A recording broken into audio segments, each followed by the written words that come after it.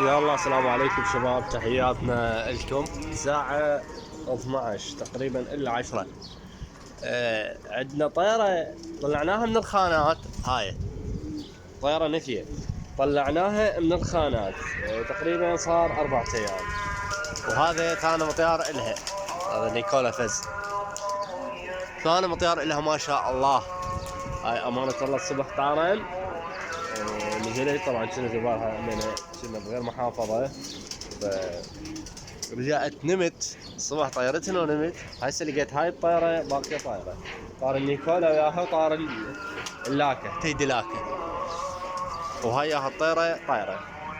شباب تعالوا انطونا رأيكم. هسه انتوا تقولون جماعة الحمام الباكستاني احنا ما نحب بس الحمام الباكستاني تطلع لنا. طبعا هاي ما شاء الله فرخات مال حمر، هذا من الناتج مالتي اللي هو طبعا انا مو بس يعني التار، لا هو تبزير الاحمر صراحه بيه فنيات حلوه. باش طلعت لكم شباب، جاي تشوفون القصه شلون مقذله شباب، ما شاء الله. هذا الثاني مقذل، وعندك هذا الثالث ما شاء الله مقذل. عندنا هي جوزيه طلعت شو الشكل حلو، طوباني طلع حافي. هاي طبعا فرخاتنا اللي رهمناها من البدرنج على هذا، على الاحمر الازرق. اكو فد فنيات بيها طلعت هيك مقذلات، اريد اكثرهن يعني شكل حلو صراحه. شنو رايكم بيهن؟ يعني هاي الناتج مال فرخاتنا.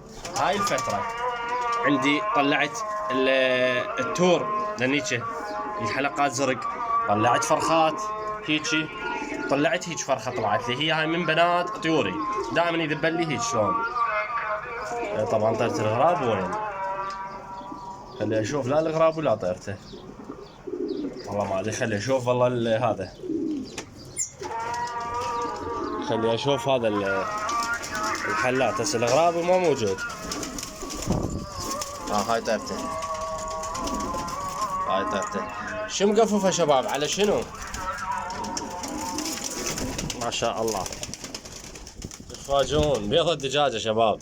هذا بعد موسم بالنسبة لهذا.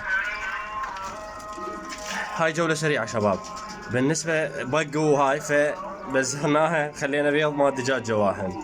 هذا البطل طلعناه من الخانات، هذا الطار نهار ونص اللي شفتوه انتم بالموسم كله. ذني بناته ما شاء الله، ذني بناته. وذن الحمر مالاتنا. عندنا فرخات حمر تقريبا 6 هيجي يعني طلعنا.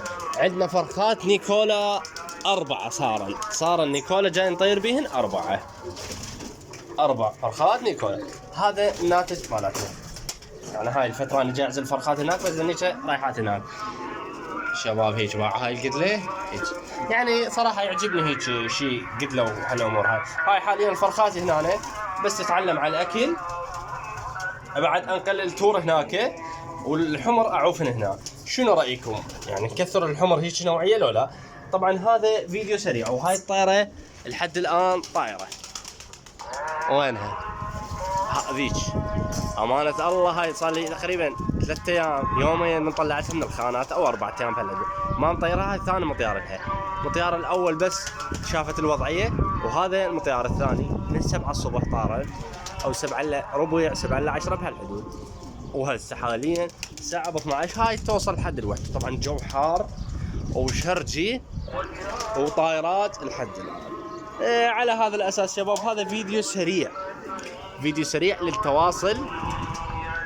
ويعني جماعه اللي يحبون الحمر شوفناهم الحمر طلعت عندنا. اسال الله يحفظكم شباب في امان الله.